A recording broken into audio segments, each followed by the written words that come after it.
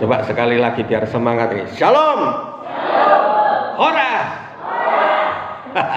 Bisanya cuma itu, coba bisa banyak gitu ya. Ya, kalau kita lihat, saya sendiri melihat ini kok aneh nih. Yang saya sampaikan ini untuk bulan-bulan ini pengajaran terus, mengajar terus, membawa ke bukan khotbah-khotbah yang seperti kesembuhan dan sebagainya, bukan, tetapi ini pengajaran. Ya, kita akan sama-sama belajar tentang bagaimana mengenakan manusia baru. Nah, kalau ada manusia baru berarti ada manusia lama yang perlu ditanggalkan. Yang sekarang yang harus kita kenakan, kita pakai adalah manusia baru. Amin. Ya, apakah kita sudah menjadi manusia baru atau Efesus 4 ayat 17 sampai 32. Oke, sudah ketemu semua? Amin. Amin. Yang lama sudah ditinggalkan, diganti dengan yang baru, ya. Ya, jadi firman Tuhan ini sangat tegas dikatakan seperti ini dari ayat 17. Sebab itu kukatakan dan kutegaskan, ya, kukatakan dan kutegaskan. Nah, kenapa sampai ayat ini berbicara dikatakan dan ditegaskan? Ya, kalau kita lihat menjelang akhir zaman ini sudah semakin nyata. Amin. Sudah semakin nyata. Nah, yang perlu dipersiapkan untuk anak-anak Tuhan apa? Jangan sampai kita mati dan binasa. Maksudnya mati binasa itu mati yang sia-sia. Orang yang keluar dari Tuhan itu kalau mati binasa namanya. Ya. Jangan hidup lagi sama seperti orang-orang yang tidak mengenal Allah. Jadi hidup kita harus beda dengan orang-orang yang tidak mengenal Allah. Amin. Harus beda. Jangan hidup sama seperti mereka. Gitu ya. Jadi orang yang tidak mengenal Allah dengan pikirannya yang sia-sia. Orang yang tidak mengenal Allah, pikirannya adalah pikiran yang sia-sia. Ya, semua yang dikerjakan, semua yang dibuat ini berujung kepada kesia-siaan. Nah, ayat 18 dijelaskan dan pengertiannya yang gelap. Pengertiannya gelap. Jauh dari hidup persekutuan dengan Allah. Lihat aja kalau ngobrol, kalau pas ketemu ngopi bareng, apa yang mereka bicarakan? Apa yang mereka bicarakan? Apa yang ada di otak mereka? Itu kelihatan sekali. Ya, jadi pikirannya selalu sia-sia, hidup dalam kegelapan. Nah, Tuhan tegaskan seperti ini, jangan hidup sama seperti mereka. Jadi harus ada perbedaan. Ya. Nah, karena kita harus memisahkan diri. Nah, terus karena kebodohan yang ada di dalam mereka dan karena kedegilan hati mereka. Nah, jadi pikirannya gelap, jauh dari persekutuan dengan Tuhan karena kebodohan. Nah, yang namanya bodoh ini seperti ini. Kita tidak tahu apa yang terjadi di depan. Yang penting sekarang aku senang. Yang penting sekarang aku puas. Pokoknya hari esok pikir besok. Nah, itu kebodohan namanya. Nah, orang yang bodoh seperti ini akan terjerumus. Nah, terus kembali ke dosa-dosa yang lama. Karena firman Tuhan juga mengajarkan hanya keledai yang masuk ke lubang yang. Jadi perasaan mereka telah tumpul sehingga mereka menyerahkan diri kepada hawa nafsu. Jadi hidupnya diserahkan kepada hawa nafsu dan mengerjakan dengan serakah segala macam kecemaran. Tetapi kamu bukan demikian. Nah, ini bagusnya. Tetapi kamu bukan demikian. Tetapi kita bukan orang yang seperti itu. Ya, semoga saja kita termasuk bukan orang yang seperti itu. Nah, kamu telah belajar mengenal Kristus, karena apa? Kristus itu adalah terang. Nah, kalau kita sudah mengenal terang, hidup kita akan masuk dalam terang ilahi. Amin. Nah, ini ayat 21, karena kamu telah mendengar tentang Dia dan menerima pengajaran di dalam Dia menurut kebenaran yang nyata dalam Yesus. Nah, yaitu bahwa kamu berhubung dengan kehidupan kamu yang dahulu harus menanggalkan manusia lama yang menemui kebinasaannya oleh nafsunya yang menyesatkan. Ini perhatikan, manusia lama ini yang diliputi oleh nafsu. Nafsu ini menyesatkan, membawa kita kepada kebinasaan, kepada kematian. Gitu ya. Nah, ini kalau soal nafsu kita semua tahu, ada nafsu keserakahan, soal harta tahta wanita. Sudah punya istri cantik-cantik, masih pengen lagi, rumput tetangga kayaknya lebih hijau gitu kan. Nah, padahal ketika jadi istrinya dia, jadi suaminya dia belum tentu enak juga. Ya kan? Kalau berdebat sama suaminya, menyesal aku kawin sama kamu, mendingan aku dulu dikawini sama anak camat, gitu. Ya anak camatnya yang tidak mau tapi ya kan. Nah ini, nah jadi ini kita perlu belajar supaya menanggalkan manusia lama kita yang ditanggalkan. Nah, menanggalkan manusia lama artinya kita ini ada tubuh yang baru dan ada tubuh yang lama. Nah, bagaimana cara menanggalkan manusia lama ini? Ya, kalau yang orang dari luar sana belum bertobat, mereka akan bertobat, menerima Tuhan, dibaptiskan. Nah, karena ada ayatnya di Yohanes 3 ayat 5, barang siapa tidak dilahirkan dari air dan roh, tidak dapat masuk ke dalam kerajaan Allah. Jadi barang siapa tidak dilahirkan dari air dan roh tidak dapat masuk ke dalam kerajaan Allah. Yang pertama, untuk menerima hidup baru itu dengan bertobat sungguh-sungguh, dibaptiskan dengan air dan roh, lahir dari air dan roh. Ya, dilahirkan baru. Nah ini. Tetapi ada juga yang seperti ini. Kalau di sini dikatakan kita harus menanggalkan manusia lama. Ada enggak orang yang sudah hidup baru tetapi pengennya pakai manusia lama terus? Ya kan? Sudah bertobat ini, tetapi cara hidupnya tidak mau sebagaimana mestinya sebagai orang yang sudah bertobat, masih dalam kehidupan lama. Nah, ini yang berbahaya. Jadi kita harus benar-benar menanggalkan manusia lama. Amin. Namanya menanggalkan ya ini dilepas dulu, taruh, dilepas. Kalau perlu dibakar, baru kenakan manusia yang baru dikenakan. Ya. Nah ini ya. Jadi kalau sudah menanggalkan manusia lama, jangan diingat-ingat lagi, jangan kembali lagi. Saling sapa boleh, tetapi jangan sampai terlalu dekat. Itu harus memisahkan diri. Amin.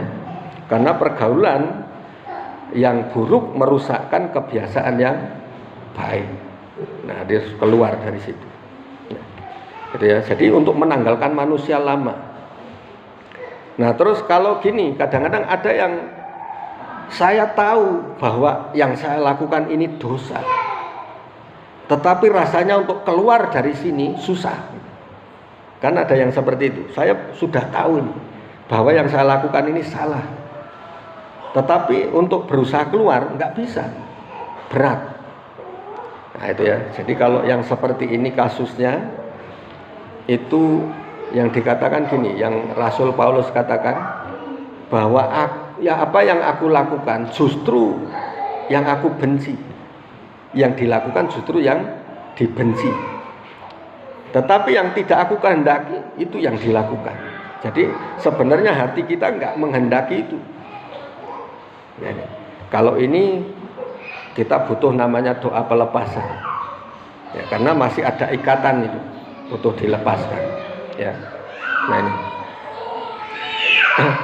Nah, jadi kita harus melepaskan, yaitu kamu berhubung dengan kehidupan kamu yang dahulu, harus menanggalkan manusia lama yang menemui kebinasaannya oleh nafsunya yang menyesatkan. Nah, ayat 23, supaya kamu dibaharui di dalam roh dan pikiranmu. Ya. Supaya kamu dibaharui di dalam roh dan pikiranmu. Ini penting sekali. Yang perlu dibaharui apanya yang pertama? Rohnya dulu. Ya. Karena manusia hidup ini yang nyetir, yang menguasai, yang pengaruhnya sangat besar adalah dunia roh. Ya, di dalam rohnya. Kalau rohnya tidak diperbaharui, maka gampang sekali terkena serangan iblis, balik lagi kepada kehidupan lama. Jadi yang pertama adalah rohnya dulu diperbaharui. Nah, di dunia roh ini ada namanya selubung yang menutupi. Orang kalau susah bertobat, ini biasanya ada selubung yang nutupi, ada penutupnya sehingga susah. Nah, tetapi setelah lepas, ini baru namanya ada kehendak bebas. Ada kehendak bebas. Jadi kalau sudah kehendak bebas, ini pikiran kita sudah terbuka, gitu ya. Nah ini. Jadi pernah satu kali kami melayani anak kecil itu terkena narkoba. Nah, sudah kena narkoba, terus dia datang ke saya. Jadi awalnya ketemu cuma di persekutuan doa seperti ini. Dia datang dan nyalami saya. Waktu nyalami saya Jevin, Pak. Oh ya. Nah, berapa hari kemudian datang ke rumah dan saya heran juga, dari mana orang ini tahu kalau saya pelayanan gitu. Padahal kalau di Ponorogo saya ini cuma pelayanan desa-desa, pelayanan misi. Jadi bukan di mimbar, bukan. Nah, ketika pelayanan misi, nah terus dia datang ke rumah, terus dia cerita, Pak, saya butuh doa pelepasan. Loh, kenapa butuh doa pelepasan? Karena saya sudah terikat seperti ini, Pak. Sudah pernah pakai narkoba, sudah pakai obat-obatan, umur masih 15 tahun. Jadi sekarang perlu hati-hati, anak-anak yang di kota, sekolah di kota, ini bisa mudah sekali terbujuk dengan namanya narkoba. Ya, awalnya itu ya cuma dikasih gratis, nih coba ini kalau pusing, kalau lagi banyak masalah nanti biar sepertinya bebas masalahnya, suruh pakai. Awalnya gratis, tapi lama-lama dunia itu nggak ada yang namanya gratis. Setan memberi, nggak ada yang gratis. Nanti akhir-akhirnya wani piro gitu. Setelah dia kecanduan, nggak bisa berhenti. Nah ini baru dia jadi bangkrut di sini. Apapun dilakukan. Nah waktu itu dia datang minta doa pelepasan. Nah waktu doa pelepasan, oke, kami akan datang ke rumahmu lah nanti. Setelah datang ke rumahnya, kami berdoa dan lawatan Tuhan terjadi, kuasa Tuhan dinyatakan. Nah sampai di manifestasi ini sampai 2 jam penuh. 2 jam ini belum selesai. Saya bingung juga, saya diam kan tetap nangis terus gitu. Terus saya ajak, udah kamu teruskan dulu di kamarmu sana, urusanmu dengan Tuhan selesaikan. Karena memang tidak bisa dihentikan. Saya bawa ke kamar, dia doa terus, saya pulang, pulang. Nah paginya hati saya tergerak lagi untuk datang ke rumahnya. Pagi saya datang, terus saya tanya, kamu ngapain tadi malam? Apa yang terjadi? Dia mulai cerita, ketika bapak dan ibu berdoa, yang saya lihat ini bukan lagi bapak sama ibu gembala, tetapi saya melihat ada 2 malaikat Tuhan yang berpakaian putih terang, bersinar sampai tangan-tangannya ini kelihatan bersinar. Saya dibawa ke satu tempat, sampai masuk ke gerbang. Ada gerbang yang indah, dan yang dilihat pertama lantainya ini terbuat dari emas semua. Terus dia diajak masuk, terus dia tanya, Tuhan, aku ada di mana? Karena di depan itu ada orang yang persis gambaran Yesus, rambutnya panjang, pakai jubah putih, dan di situ disertai banyak orang berjubah putih semua. Dia tanya, Tuhan, aku di mana ini sekarang? Dia berkata, engkau ada di dalam kerajaanku. Nah, dia sudah di dalam kerajaan surga. Nah, tapi dia dalam roh ini kan nangis terus. Ketika nangis terus, yang di depan ini berkata, sekarang tidak usah menangis, karena aku sudah mengampuni dosamu. Aku sudah mengampuni dosamu. Nah, gitu ya. Waktu itu dia disuruh pulang. Nah, kalau nggak pulang mungkin ya langsung ya kan. Karena ini rohnya yang dibawa, disuruh pulang. Sekarang kamu pulang, masuk ke tubuhnya lagi, masuk. Nah, terus dia butuh pelepasan lagi seperti ini. Tuhan perlihatkan lagi ketika dia berdoa, ini seperti disuruh melihat dirinya sendiri. Jadi rohnya ini keluar dari tubuhnya, terus disuruh lihat tubuhnya sendiri. Ini kalau orang awam rasanya, aduh, ini omong apa, ini nggak masuk akal sama sekali kan. Tetapi rohnya ini dikeluarkan, terus lihat diri kamu. Ketika dia lihat dirinya sendiri, di dalam hati ini ada penuh dengan ular. Ada ular melingkar kayak gini. Terus di situ juga banyak telur-telurnya. Tetapi yang Tuhan perlihatkan lagi ada setitik cahaya, jadi titik kecil. Ini yang bisa menghubungkan dengan Tuhan. Jadi makanya masih bisa berdoa. Ya kan? Ada setan di dalamnya, tapi dia masih bisa berdoa. Karena apa? Ada setitik cahaya. Kalau orang sama sekali sudah tidak ingat Tuhan, ini berarti nutup total. Nah itu. Ya, terus akhirnya dia bilang bahwa Tuhan, saya mau dilepaskan. Saya mau bebas Tuhan. Saya tidak mau terikat oleh kuasa kegelapan. Nah, terus waktu itu Tuhan menjawab bahwa aku akan mengirim seseorang kepadamu. Nah itu, waktu pagi itu saya datang. Dan memang hati saya tergerak sangat kuat sekali untuk datang. Ketika saya datang ke rumahnya, kita doa untuk pelepasan. Terjadilah satu pelepasan. Nah, orang ini dibebaskan dan dipakai Tuhan secara ajaib. Karena penglihatannya sangat tajam, jadi nggak perlu pas doa gitu bisa lihat. Gitu ya. Jadi sangat tajam. Ya. Akhirnya ketika kami pelayanan ini selalu saya ajak anak ini. Saya ajak. Nah, terus kepekaannya memang luar biasa. Jadi misalnya di tempat yang angker gitu, pernah di daerah yang namanya Ngerayun, itu daerah pegunungan. Terus saya pernah dengar cerita kalau orang di sini pulang malam ini sering kali diganggu, ada namanya ular besar. Nyebrang sangat lama karena apa? Terlalu panjang ular ini. Nah, saya penasarannya gini, ini ular biasa atau ular setan?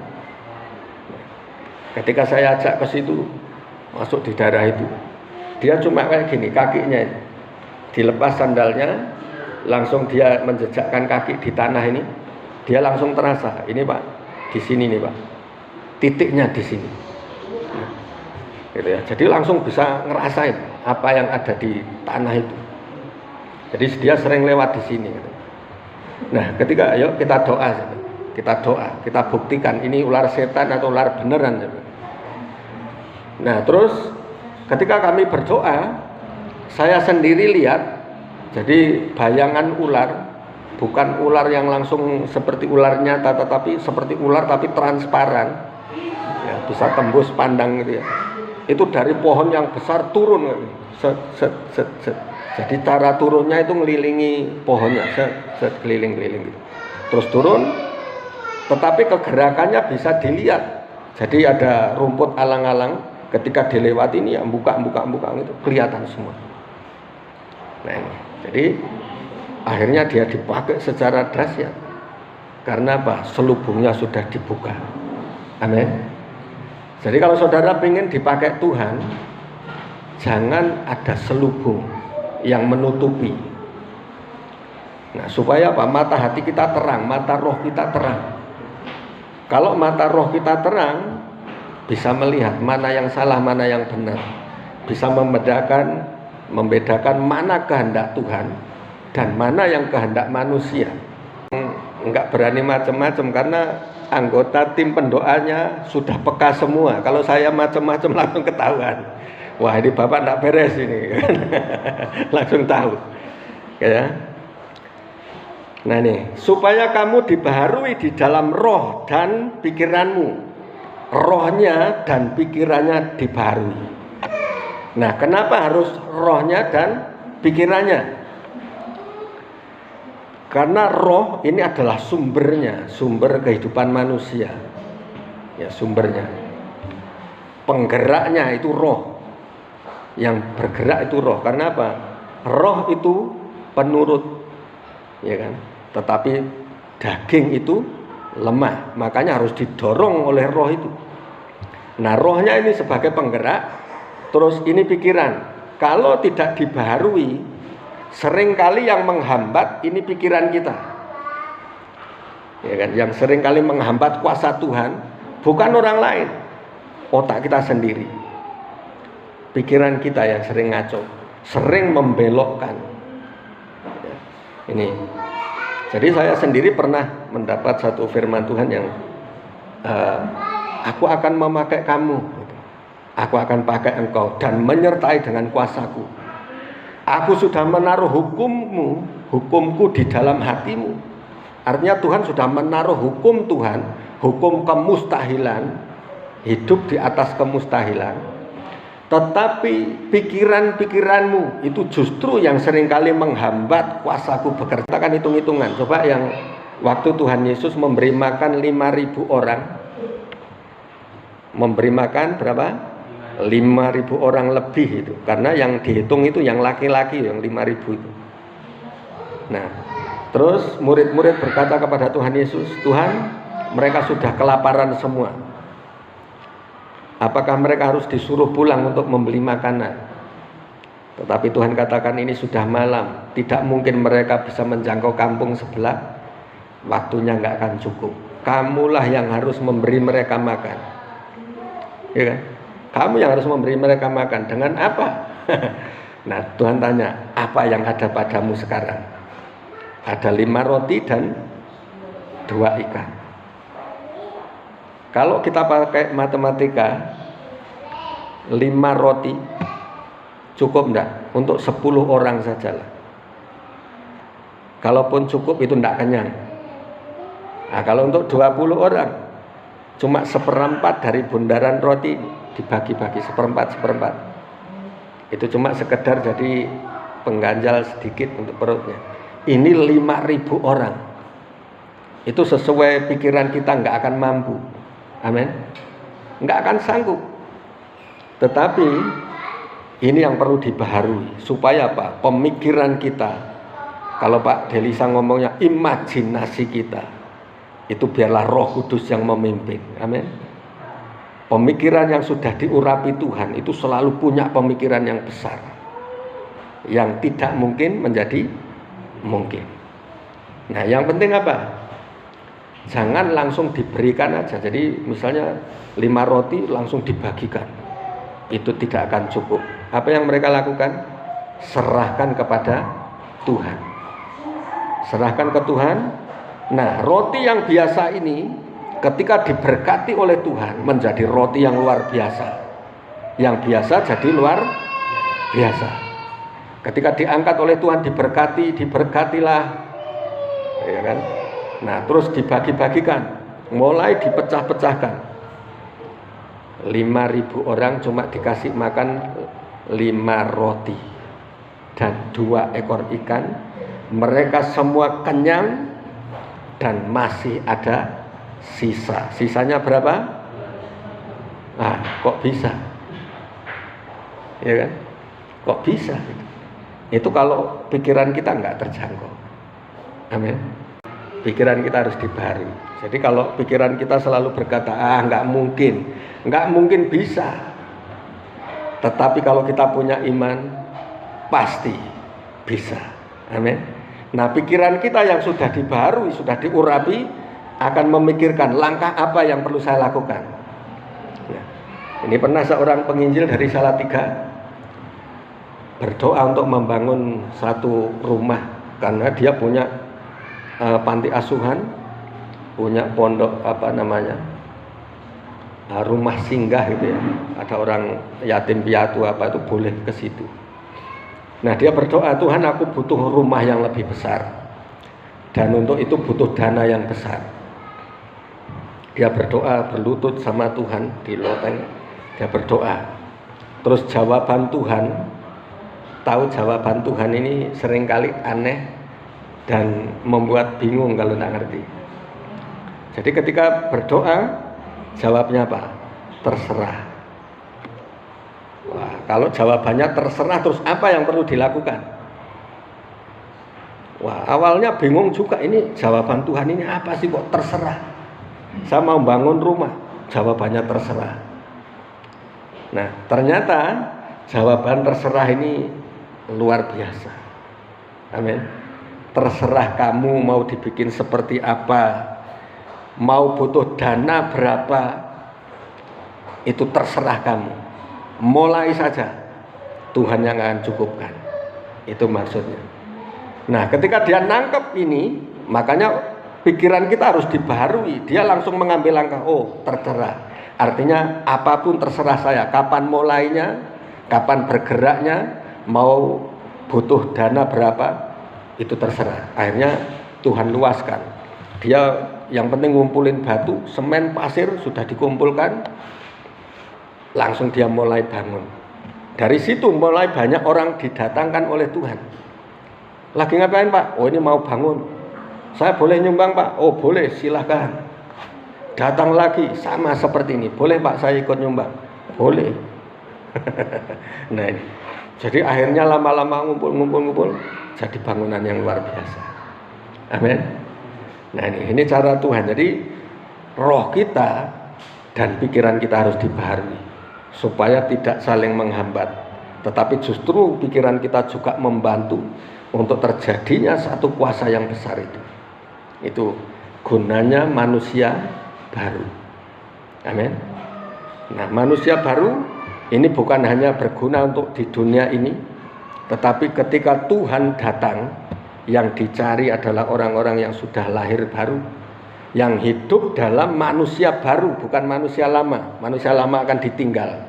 Ketika Tuhan datang, trompet berbunyi, tet gitu. Manusia-manusia lama akan tertinggal di bumi dan harus mengalami aniaya yang besar, mengalami kesengsaraan yang besar. Tetapi yang terangkat akan diselamatkan saat itu. Amin. Nah ini terserah kita mau pilih tanggalkan manusia lama atau mau tetap pakai manusia lamanya. Kalau pilih manusia baru, sekarang tanggalkan manusia lama. Mulai berserah, serahkan sama Tuhan. Seperti roti yang cuma 5 dan 2 ekor ikan ini. Kalau itu masih dipakai terus, sesuatu yang mustahil akan terjadi dalam hidup kita. Tetapi ketika itu diserahkan ke Tuhan, tidak ada yang mustahil. Amin. Hidup kita yang biasa, orang desa, orang kampung, tetapi ketika diserahkan ke Tuhan, menjadi orang luar biasa. Amin. Menjadi sesuatu yang luar biasa. Ya.